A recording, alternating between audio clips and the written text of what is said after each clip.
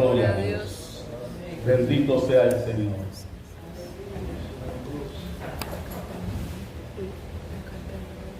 ¿Cuántos vieron el control de los cultos del mes de julio? ¿Cuántos lo tuvieron en su mano? ¿Y cuántos leyeron el versículo que acompañaba?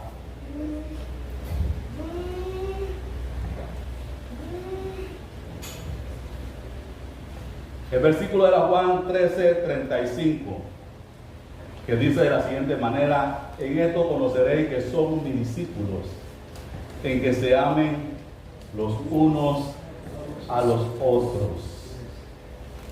Pedimos a Dios que la palabra de Cristo habite en ustedes en toda su plenitud. Amarnos los unos a los otros. ¿Es fácil, hermanos, el poder amarnos los unos a los otros? El amor es como el sol después de la lluvia, según William Shakespeare. ¿Quién fue ese hombre? Un escritor que creció en Inglaterra. Dice que estuvo bajo muchas influencias protestantes, pero los grandes críticos de escritura piensan que él era un católico a escondidas. Independientemente de qué religión manejaba, muchos de sus escritos iban dirigidos en una confianza a Dios. El amor consuela como el sol después de la lluvia. ¿Cuántos se han bañado bien temprano en este lugar? Un baño, un buen baño. Amén. Y de pronto salen a tomar el sol. ¿Cómo es esa sensación? Una sensación agradable, es abrigador, es consolador, es tranquilizador.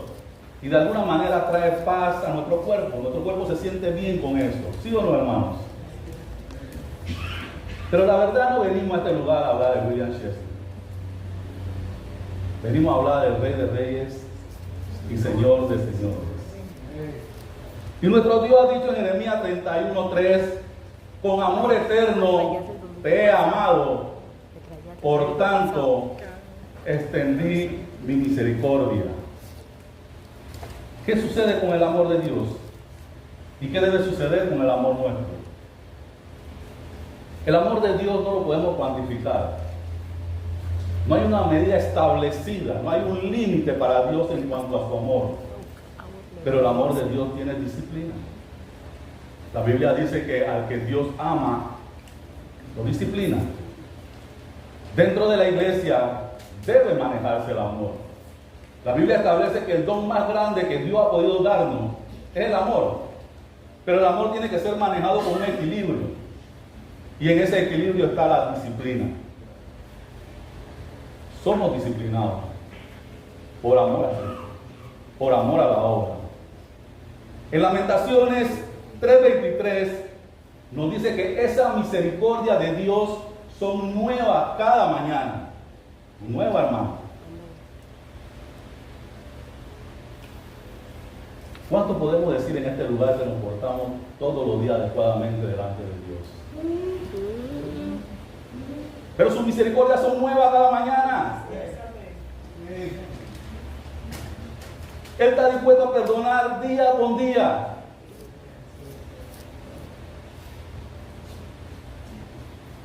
Regreso al amor de la iglesia.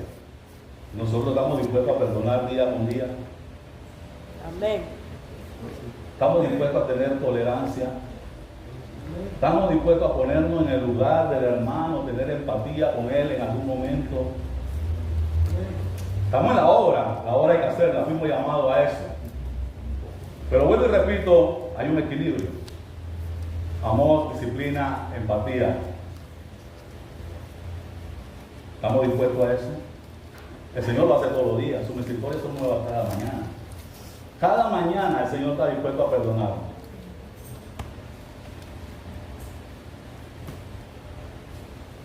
La palabra nos dice en Romanos 5:8 que Dios muestra su amor para nosotros, en que aún siendo pecadores, Cristo murió por usted y por mí. Él fue a la cruz. Él fue el que recibió los latigazos, la corona de espinas, las burlas, los golpes, cargó el madero y encima fue clavado en el monte Calvario. Dios demostró su amor a través de su Hijo unigénito, para que todo aquel que en Él crea no se pierda y tenga vida eterna. El don más grande que puede tener la iglesia es el amor. La palabra nos dice en el libro de Corintios,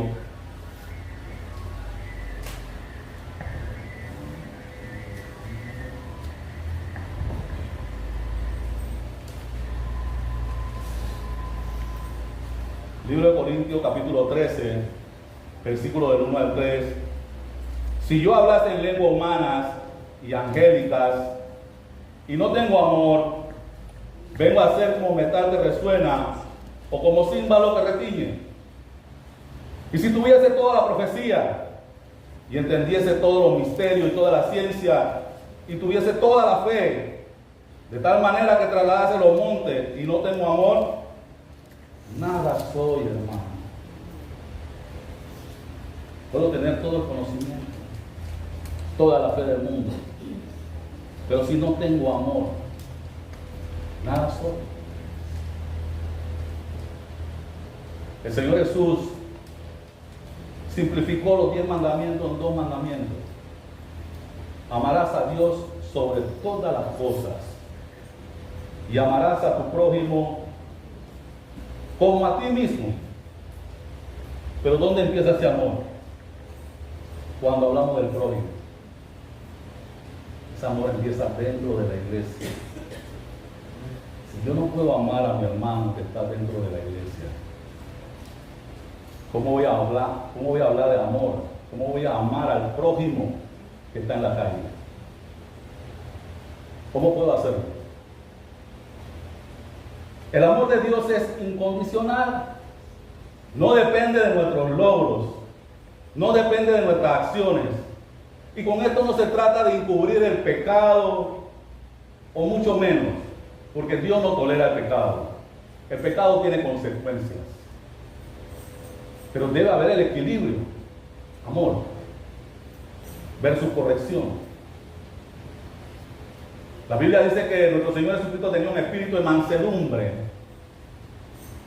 un espíritu de un amor infinito para lidiar con las personas, y hacía correcciones cuando tenía que hacerlas. ¿Saben por qué, hermanos? Porque aún tratando de caminar con el Señor, aún tratando de caminar dentro de su voluntad, nosotros fallamos. ¿Cuántas veces la hemos fallado al Señor? ¿Se ha puesto usted a pensar en eso?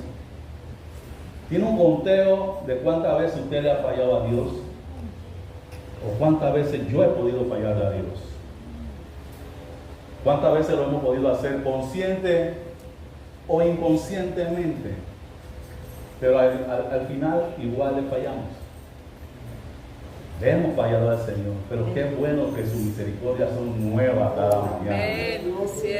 Qué bueno, hermanos, para que reconozcamos que no se trata de nuestras acciones, de nuestros logros, sino de la misericordia de Dios. Dios es perdonador, está dispuesto a perdonar en todo momento, siempre y cuando estemos arrepentidos. Dios es transformador de nuestras vidas. Él quiere algo mejor para cada uno de nosotros. Y el amor de Dios es permanente, no cambia. No depende si me peleé con mi hermano, si tuve una mala acción, si hice algo incorrecto. Dios me sigue amando. Y Dios te sigue amando a ti, amado hermano. Fallamos. Somos seres humanos y todavía vivimos en la carne. Pero tratamos de caminar en la voluntad del Señor. Tratamos. Y si decimos que no hemos fallado, estamos haciendo mentiroso a Dios. La Biblia nos dice en Romanos 3:23 que por cuanto todos fallaron, fueron destituidos de la gloria de Dios. Y eso me incluye a mí y lo incluye a ustedes, amados hermanos. Somos justificados por la gracia de nuestro Señor Jesucristo. Siempre recordemos. Estamos justificados por la gracia de nuestro Señor Jesucristo, por su preciosa sangre. Y si yo le preguntara a usted el día de hoy, ¿a cuánto en este lugar nos gusta ser amados? El amor es bueno. El amor te hace sentir bien. El amor captura las enfermedades. Te pone una sonrisa en tu rostro. ¿Cuántos en este lugar extrañamos a un hermano cuando deja de venir? Lo extrañamos. Es parte de nosotros. Es parte de nuestra familia. ¿Y cuánto nos alegramos cuando volvemos a verlo? Amén. Debe ser el deseo de nuestro corazón que el hermano que se apartó regrese. Que el hermano que se molestó pueda considerar volver a tener una buena relación. Es lo que Dios quiere en medio de su pueblo. Es lo que Dios espera de nosotros. A todos nos gusta saber que nuestro hermano está bien, que no está pasando dificultades, que ha superado situaciones, que ha superado enfermedades, que Dios ha hecho grandes cosas en sus vidas. Cuando yo llegué a este lugar, amados hermanos, fui recibido por Simón, por Dalila y por la pastora de aquella época. Pero aquí había un hermano en especial, creo que algunos lo recordarán, el hermano Hooker. El hermano Hooker llegó a una etapa de su vida que venía al templo y ponía una silla contra la puerta y todos los hermanos sabíamos que se había dormido. Pero la pastora decía, yo prefiero que él esté aquí dormido, que escuchó algo, que está buscando la presencia de Dios dentro de sus posibilidades, a que esté afuera en el mundo. Amén, así es. ¿Y qué tenía de especial ese hombre? Mencioné 3 personas que me recibieron en este lugar. Por algún motivo pude entablar una buena amistad con esa persona. Y no había un día de culto, hermanos, que ese hombre no me recibiera con un abrazo. Un abrazo. Si las personas supieran lo importante y necesario, que muchas veces es el abrazo de un hermano. No sabemos en qué situación está ese hermano, a lo mejor no lo ha dicho. A lo mejor está pasando por circunstancias difíciles. Pero un abrazo le dice a una persona, estoy contigo. Aquí estamos para ti. No estás solo. Un abrazo, una expresión de mano, una muestra de afecto. Eso demuestra el amor que hay entre nosotros.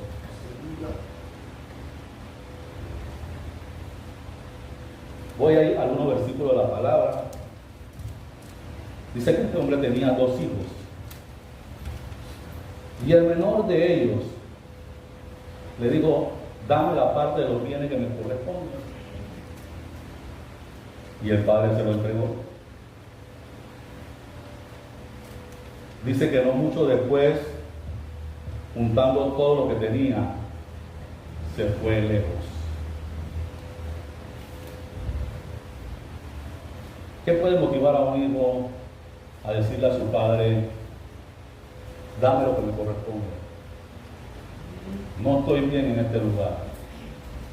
Rebeldía, inmadurez, ambas cosas juntas, la Biblia no lo especifica. Sería de esos hijos que dan dolor de cabeza,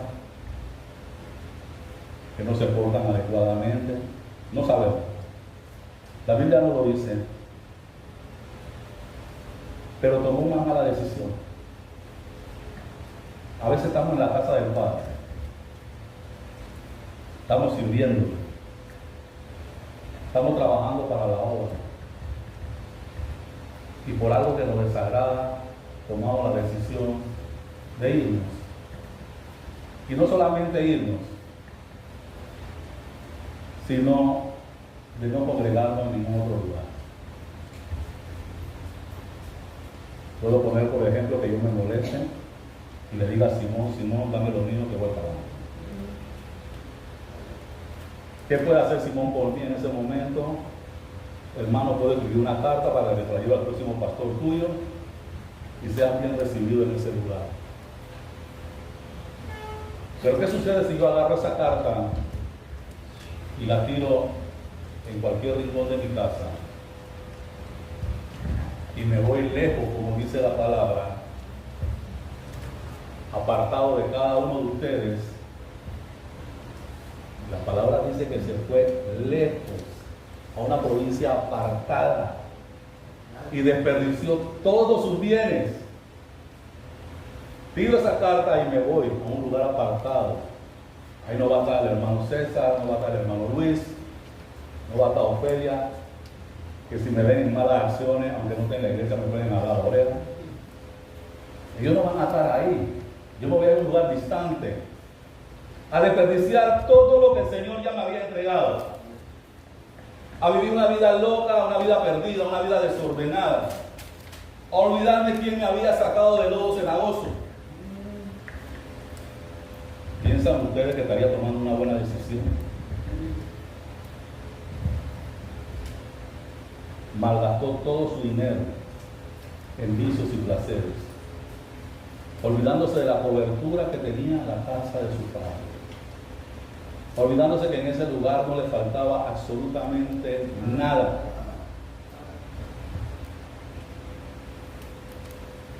Y cuando hubo malgastado todo, dice la palabra, vino el hambre, hermanos, en aquella provincia y empezó a faltarle. Y fue y se arrimó a uno de los ciudadanos. Yo quiero hacer una pregunta a la iglesia. Ese fue de la casa de su padre con dinero. Me imagino que se llenó de amigos, parranda y desorden. ¿Qué pasó cuando el dinero se acabó? ¿Dónde están los amigos? ¿Dónde están las personas que te podían ayudar? Hermano, yo voy a garantizarlo a todos los que están aquí. Nosotros vivimos en unidad con una familia. Y yo le apuesto a ustedes que si tenemos una necesidad, siempre va a haber un hermano que va a decir yo te apoyo. Siempre va a estar el pastor que va a decir utilicemos la economía de la iglesia para apoyar a ese hermano. Ah, no, pero yo me voy, desperdicio lo que el Señor me ha dado en 14 años, hago derroche y cuando se acabó, se acabó. Quedo en serio problema, quedo apartado del Señor y quedo hundido, que es lo peor, por haberme apartado de la casa del Señor, por haber tomado una mala decisión. Porque si me hubiera apartado y me hubiera congregado en otro lugar, no pasa nada, pero me aparto y empiezo a vivir la vida del mundo.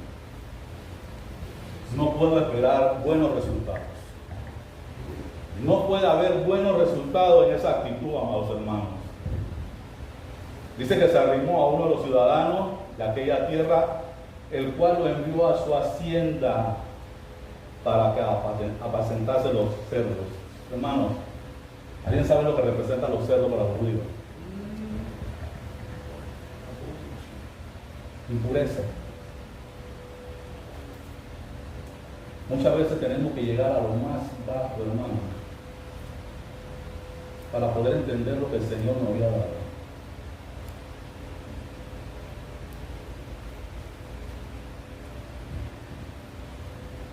Y no es que no podamos caer, pero ¿por qué no evitarlo? Cualquiera podemos caer. Estamos propensos a eso. Yo le apuesto, hermano, que si yo me debilito en este lugar, van a ver, hermano, animando. Continúa, echa adelante. El Señor está contigo. Hay fortaleza, hay victoria en Cristo Jesús. Pero si yo me aparto, hermano, ¿quién me va a fortalecer? ¿Quién me va a ayudar? Si me olvido de Dios, si me olvido de orar, si me olvido de continuar leyendo la palabra y empiezo a vivir mi vida en desorden, Si tuviéramos una familia igual que la que hay aquí en este momento, en el mundo, ténganlo por seguro que no habría tanta gente en la calle. No habría. Pero hay gente en la calle, en situación de calle, porque cuando tienen necesidad todo el mundo lo abandona.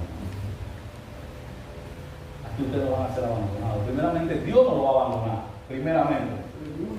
Y segundo, su pueblo, su hermano, la iglesia de Dios tampoco lo va a abandonar. Siempre considere eso antes de tomar una decisión. Que aquí usted está en un lugar seguro. Usted está en la casa del Padre. Y todos estamos pasando por una lucha diferente, hermano. Todos. Todos tenemos algo, un aguijón. Estamos pasando por circunstancias difíciles en muchos momentos. Pero aquí estamos. Así sea como el señor Hooker. Pero aquí estamos. Y la palabra nos dice a nosotros que el Señor traería a su casa a aquellos que serían salvos. ¿Por qué me voy a salir de su casa?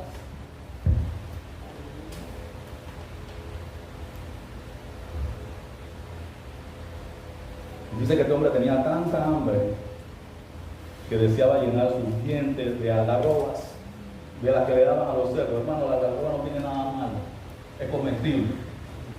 Es como un guandú, adentro tiene una semillita que tiene un sabor dulce. Pero no es lo mismo cómo tú le sirves la algarroba a los cerdos a cómo tú se la vas a servir a alguien en tu casa.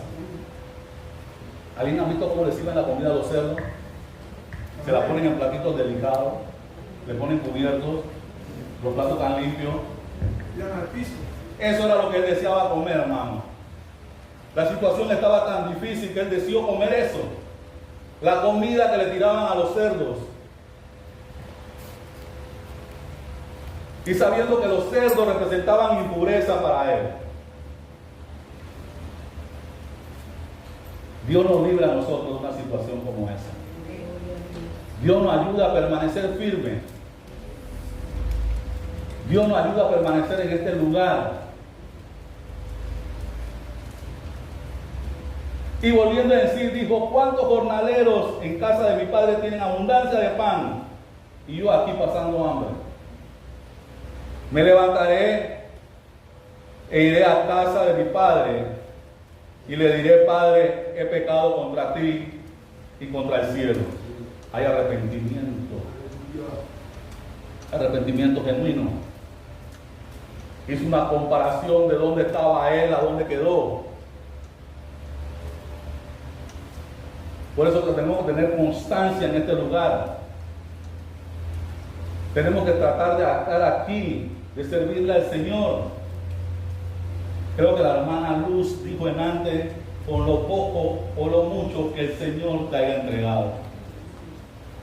Pero aquí estamos sirviéndole al Señor.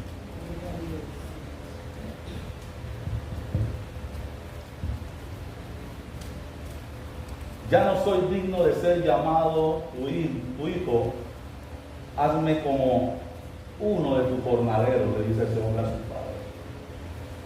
Y se levantó y vino a su padre, y cuando el padre lo vio de lejos, dice, fue movido en misericordia. Son nuevas cada mañana, hermano. No importa cuánto nos equivoquemos, Dios está dispuesto a recibirnos si nos arrepentimos. Si le decimos que hemos pecado contra Él, que no hemos hecho las cosas bien. Y corrió y se echó sobre él su cuello y lo besó, dice la palabra. Y el hijo le volvió a repetir, Padre, he pecado contra ti, contra el cielo. Ya no soy digno de ser llamado tu hijo. Pero te pido que me hagas como a uno de tus siervos, como a uno de sus jornaleros. ¿El padre lo hizo? No. Cuando nos arrepentimos y regresamos al Padre, el Padre nos vuelve a recibir. Y se alegra porque hemos regresado a Él. Se contenta porque hemos descubierto lo que hay en el mundo y lo que hay en la casa de Dios. No hay comparación, hermanos. Y este padre le dice a los empleados: saca el mejor vestido, no cualquiera, no el que estaba guardado allá en la esquina de la gaveta, saquen el mejor vestido para este que regresó arrepentido. El mejor vestido es símbolo de restauración. El padre estaba restaurando a su hijo, estaba restaurándole el honor que había perdido y estaba devolviéndole su posición. Saquen el mejor vestido y vestirle y pónganle un anillo en su mano. El anillo es símbolo de autoridad, hermanos. No solamente lo recibo y lo visto, sino le vuelvo a regresar la autoridad que tenía en Cristo Jesús.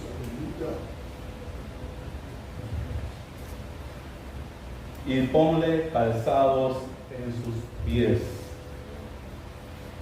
El calzado es símbolo de que no es considerado un empleado, sino un miembro de la familia. En la antigüedad, cuando los judíos hacían negocios y sellaban un trato, la persona se quitaba un calzado y se lo daba a otra persona en señal de sellar el contrato del negocio que se había hecho. El calzado tiene una importancia en aquella época. Solamente los que tenían autoridad dentro de la familia podían ejercer ciertos negocios, porque se sellaba a través de un calzado. Dice que trajeran al becerro más gordo, porque mi hijo era muerto y ha revivido. Se había perdido y fue hallado. Y dice que todos comenzaron a regocijarse. Y su hijo mayor, escuchen hermanos, que estaba en el campo, y cuando vino llegó cerca de la casa, oyó la música y las danzas, y llamó a uno de los criados y le preguntó: ¿qué es aquello? Y él le dijo: tu hermano ha venido y tu padre ha hecho matar el becerro más gordo por haberle recibido bueno y sano. Entonces se enojó y no quería entrar. Salió por tanto su padre y le rogaba que entrase. Mas él le respondió al padre: he aquí tantos años te sirvo. Hermano, presten atención. Muy peligrosa esa palabra. Esa palabra es símbolo de arrogancia. Se perdió nuestro hermano, regresó, lo recibimos. El Señor le regresó toda su autoridad, toda su integridad, todo lo que había perdido. Y nosotros nos molestamos. Y le decimos al Padre: tantos años que yo te he servido. Es un honor servirle al Señor. No es una obligación, es un honor, hermano. Y lo hacemos por amor a Dios, por amor a lo que Cristo hizo por nosotros. Esa respuesta fue un símbolo de arrogancia, un símbolo donde debemos tener mucho cuidado de lo que estamos diciendo.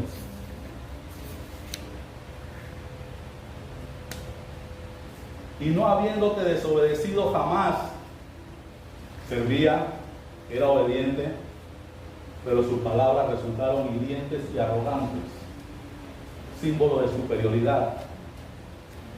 La iglesia es comparada con el cuerpo humano. Hay diferentes miembros, pero todos los miembros son importantes. Todos. Cada uno de ustedes tiene una posición importante en este lugar. Igualmente el que hace mucho como el que hace poco, porque está aquí sirviéndole al Señor. Y Dios no hace acepción de personas. Todos somos iguales delante de los ojos de Dios, siempre y cuando hayamos recibido a Jesucristo como nuestro Salvador. No hay acepción de personas.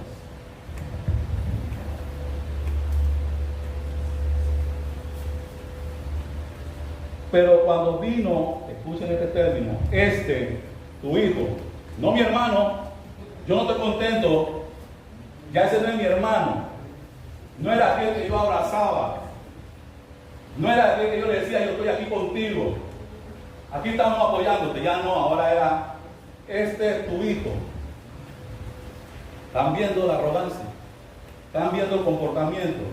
Era un hombre que servía, sí servía. Gloria a Dios.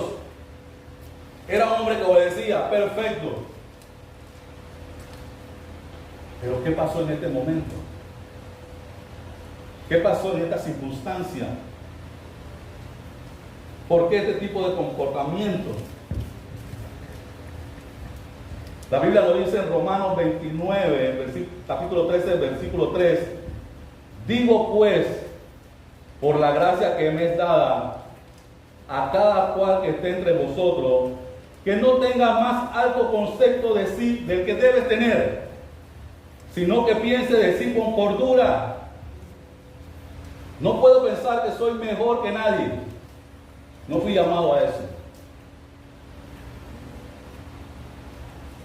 Estamos haciendo lo que el Señor mandó a hacer. Conforme a la medida de la fe que Dios le repartió a cada uno. Al inicio mismo que dijo se apartó. Por falta de madurez, por rebeldía, no sabemos la circunstancia exacta. No sabemos hasta dónde estaba la fe de ese muchacho. No lo sabemos. No habla de una medida de fe. A lo mejor en este momento no todo el mundo tiene la fe bien afirmada. Pero no sabemos hasta dónde Dios va a trabajar con esa persona. Porque este asunto es a la altura del varón perfecto.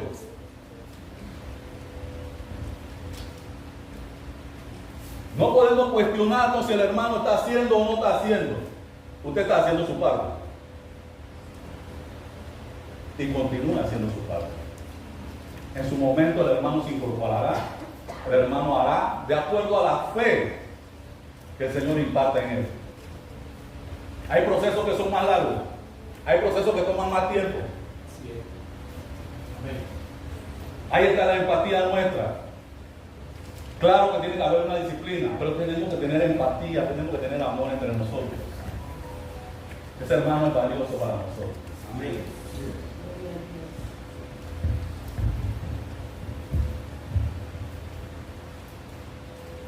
Pero cuando vino tu hijo, que ha consumido tus bienes con rameras, tú has hecho matar un becerro gordo para él. Una mala posición en ese momento. Pero también un padre que supo corregir amorosamente. Entonces le dijo, tú siempre estás conmigo. Sigue sirviendo. Tú siempre estás conmigo. Y todas mis cosas son tuyas. No pasa nada. Un becerro no es absolutamente nada. Todo lo que yo tengo es tuyo. Otro concepto que se me escapó, hermano, cuando se reparte herencia en aquella época, en el pueblo judío, 2/3 de la herencia era para el hermano mayor. O sea que si este padre repartió herencia en ese momento, ya le había dado la parte a él. Y aún así el padre le dice, todo lo que yo tengo es tuyo. Y tú estás molesto por un becerro.